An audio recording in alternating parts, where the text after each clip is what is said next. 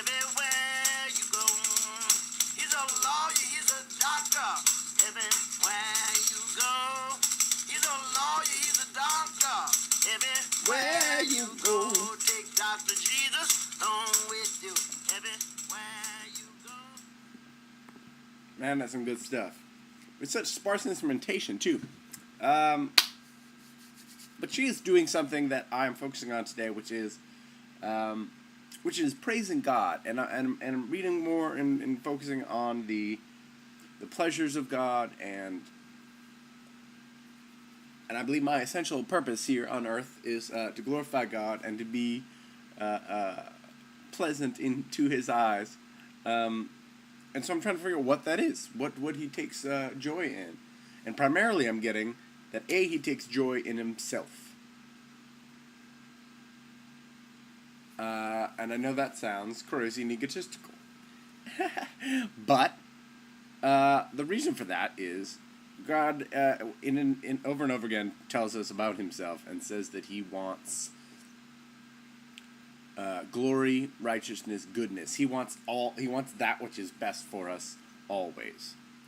And it just so happens, cosmically speaking, that a being of relentless, eternal righteousness and joy and fulfillment, even fulfilled in and of Himself, is kind of exactly what we need. You know? We need infinite love, don't we? For gosh sakes, I know I do. Man, I get a good amount of love on this planet, and is it ever all quite enough? Or do you have to keep telling yourself, oh, well, let's just, come on, be satisfied with what you got. Come on, be satisfied with what you got. Come on. Seriously, focus up. Whatever you have is joyful and good.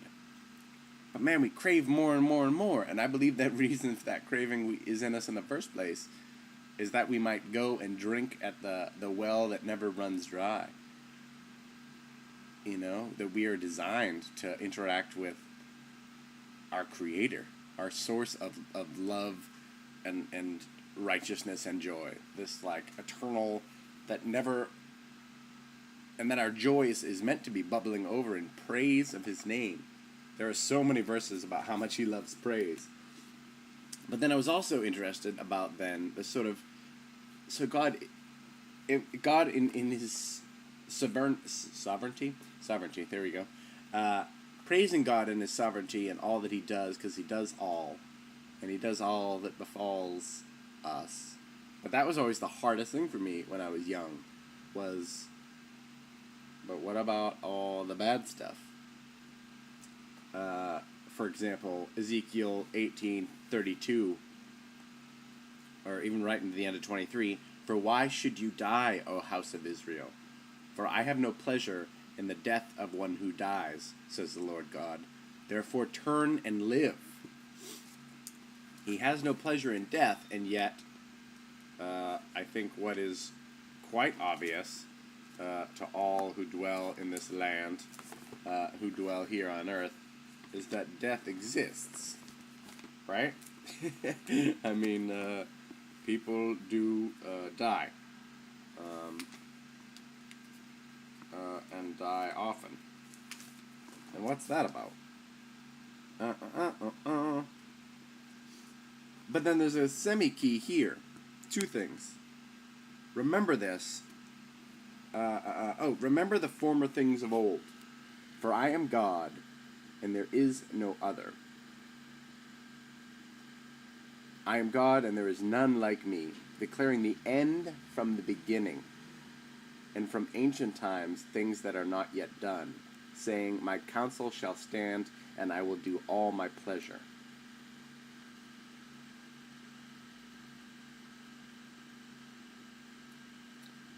And then flipping on the other side of the page, this is Isaiah 46. That was like 9. Look to me and be, this is 45:22. Look to me and be saved, all you ends of the earth, for I am God and there is no other. I have sworn by myself, the word has gone out of my mouth in righteousness and shall not return, that to me every knee shall bow, every tongue shall take an oath. He shall say, surely in the Lord I have righteousness and strength.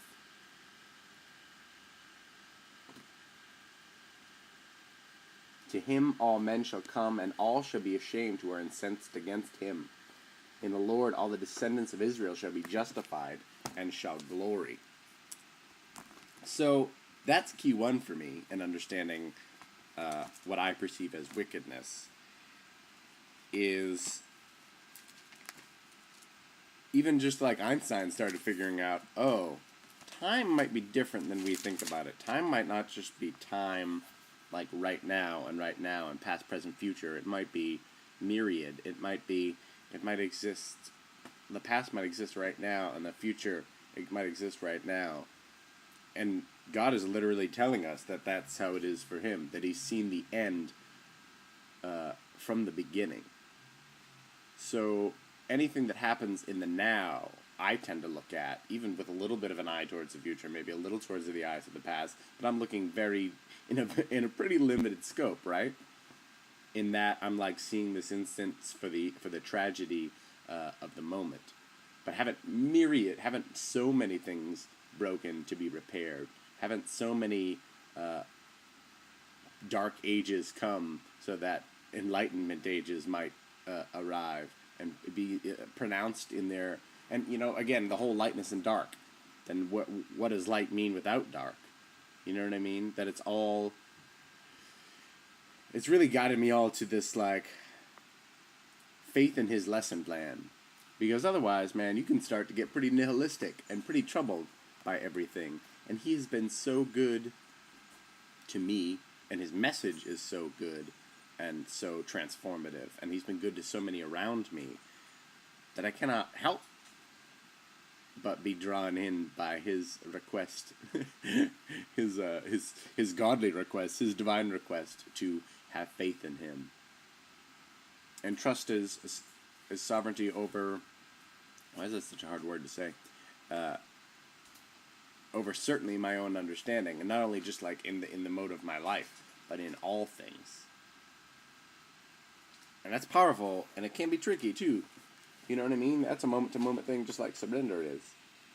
And then also another interesting thing. Where is it? I tried this new thing where how it was marking. Oh, here we go.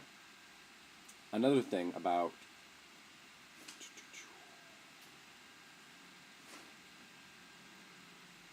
I'll just go ahead and read the whole thing. Acts 2:22. Men of Israel, hear these words. Jesus of Nazareth, a man attested by God to you by miracles, wonders, and signs which God did through him in your midst, as you yourselves also know. Him, being delivered by the determined purpose and foreknowledge of God, you have taken by lawless hands, have crucified and put to death, whom God raised up, having loosed the pains of death, because it was not possible that he should be held by it.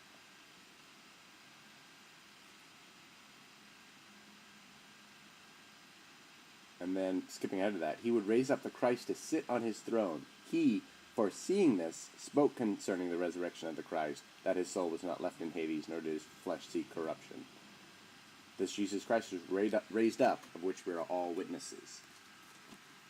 And that actually, and even this is so funny, when I first started these, this kind of actually pulls me all the way back. Trusting in God's joy and sovereignty, and being able to praise it. That praise should bubble from my lips over things that even by the strictures and the joyful ways of living that God has given me, I would see as sorrow, are all in his hands, are all purposeful. They may not be purposeful to me, they might not even be purposeful for those people in that moment, but they are purposeful in the story arc, in the grand story arc of humanity. And I am so joyful having never been let down, but rather buoyed and uplifted and sanctified and saved and just transformed and healed by this God. So really, why would I even be so foolish as to start being like, but the end, what's he going to do with that? Because there's a lot of stuff that doesn't make sense. Praise his name. Yea, you, Lord. That's where I'm at.